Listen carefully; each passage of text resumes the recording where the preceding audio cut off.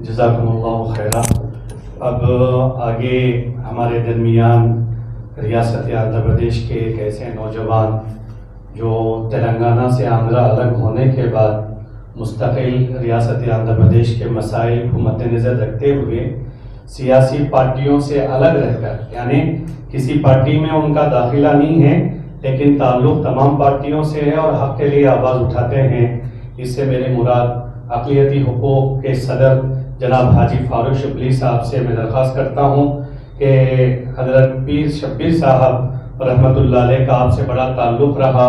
میں اکثر ساتھ رہتا ہوں شبلی بھائی کے، جب بھی یہ صدر صاحب سے ملنے جاتے تھے صدر صاحب اٹھ کر گلے لگا لیتے تھے اور کہتے تھے کہ تم جو کام آندھرا پردیش میں کر رہے ہو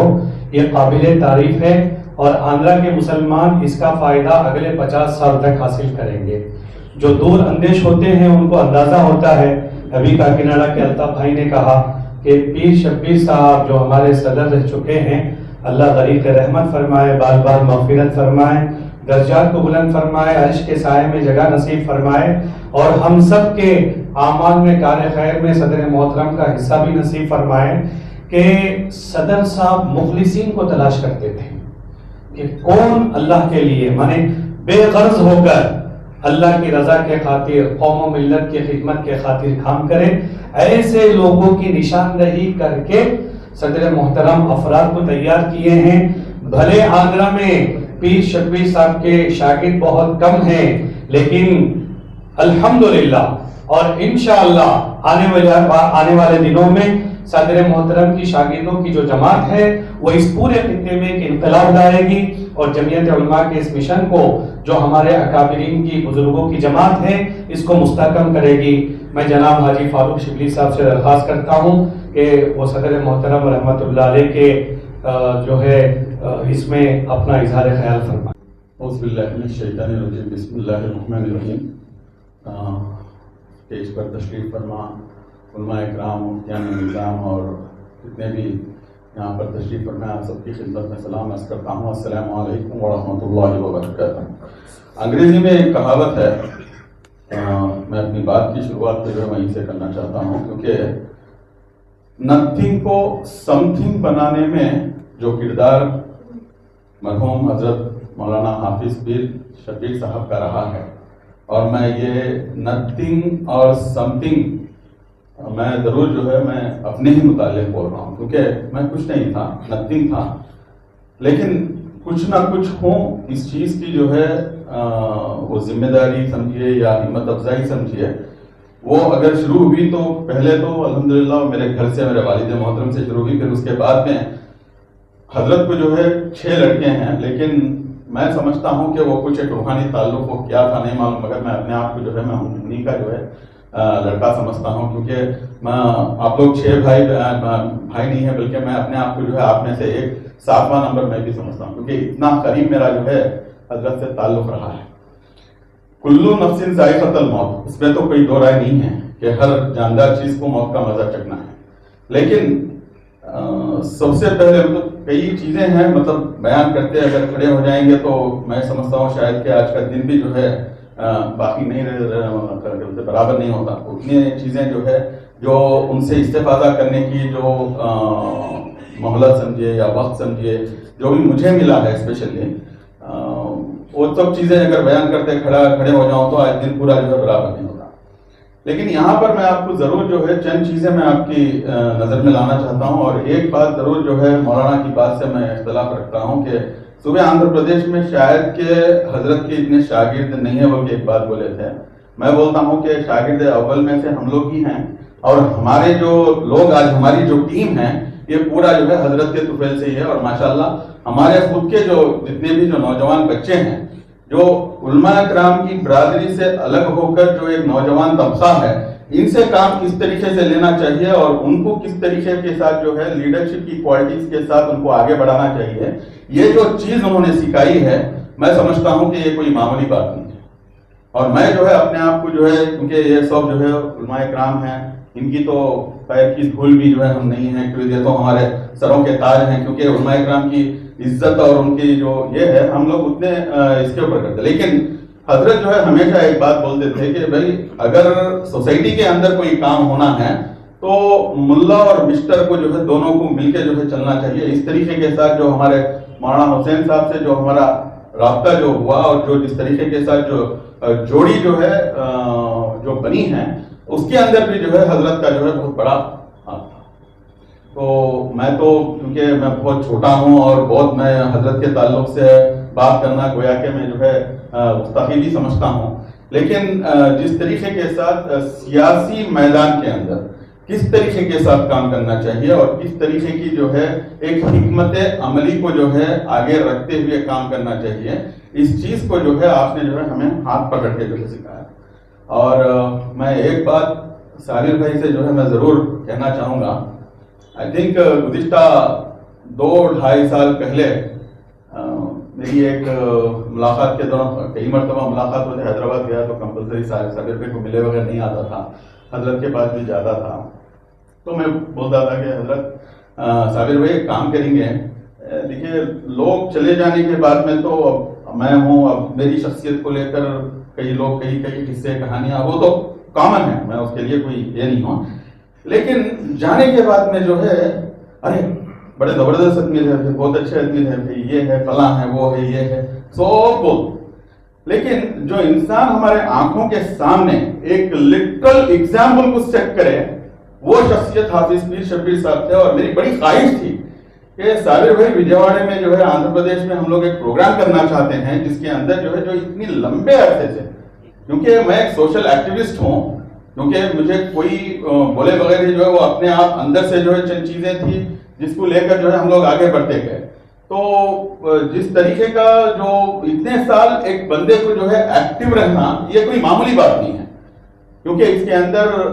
پھولوں سے زیادہ جو ہے کانٹوں کا راستہ ہوتا ہے, پتھروں کا راستہ ہوتا ہے. پتھر مانگنے والے آج کل کوئی کم نہیں ہے, لیکن ان پتھروں کو جو ہے کس طریقے کے ساتھ اس کو بنیاد بنایا جا سکتا ہے یہ چیز حضرت نے ہمیں سکھائی. اس کا جو اصل جو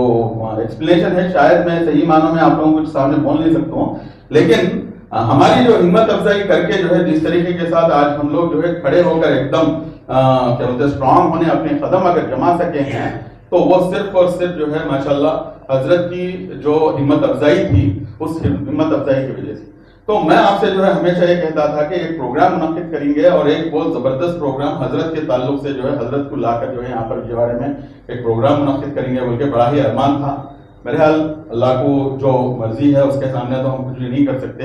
لیکن میں بڑی ہی دکھ کے ساتھ اپنی بات کو ختم کرنے سے پہلے جو چیزیں جو میرے احساسات میں تھے یا جو میرا احساس ہے حضرت کے متعلق کو لے کر ایک چھوٹا سا جو ہے ایک ہدیہ جو ہے میں حضرت کے اندر جو ہے میں بنا کے لایا ہوں. یہ توصیف نامہ بنام حضرت پیر شبیر احمد صاحب نور اللہ مرقدہ کے نام سے. تو میں چاہتا ہوں کہ ہمارے مفتی یونس صاحب تھوڑا سا اگر اس کو جو ہے اگر آپ کو, کیونکہ ہماری اردو ہے ٹھیک لیکن آپ لوگ اگر پڑھیں گے تو شاید اس کا بہت زیادہ اور بھی مزہ ہوگا. تو میں جو ہے دل کی گہرائیوں سے اور بہت ہی مطلب آنسو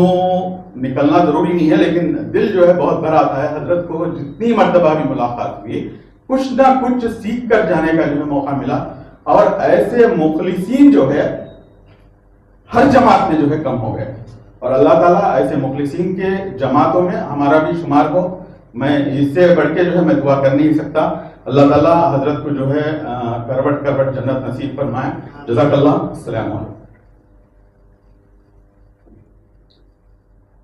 حاضرین اجلاس, جو توصیف نامہ ابھی پیش کیا گیا ہے اس میں کچھ مختصر اشعار ہیں, آپ حضرات اس کو سماعت فرمائیں. توصیف نامہ بنام حضرت الحاج پیر شبیر احمد صاحب نور اللہ مرقدہ. عالم دین و قاری قرآن, عالم دین و قاری قرآن, امام ملت و رہبر قوم, جمعیت علماء کے اعلیٰ قائد, جمعیت علماء کے اعلیٰ قائد تھے پیر شبیر احمد صاحب. سیاسی حلقوں میں شعراء ان کا, سیاسی حلقوں میں شعراء ان کا, قیادت ایسی کہ تھی مثالی. بصیرت ایسی عطا ہوئی تھی حال ایک پل میں جان لیتے، فصاحت ایسی کہ موہ لے دل وہ خوش بیانی شفیق چہرہ، جو دشمنوں کو بھی زیر کر لے صحیح کو حق ہی کہاں کیے تھے کہ حق بیانی مثالی ان کی، خدا عطا کر مقام اعلیٰ ہو مرتبوں کو بلند کر دے، اہل خانہ کو صبر دے تو دعا گو ہیں سب اہل محفل قبول کر لے تو اس دعا کو۔ من جانب الحاج محمد فاروق شبلی، بانی و صدر MHPS آندھرا پردیش۔ السلام علیکم۔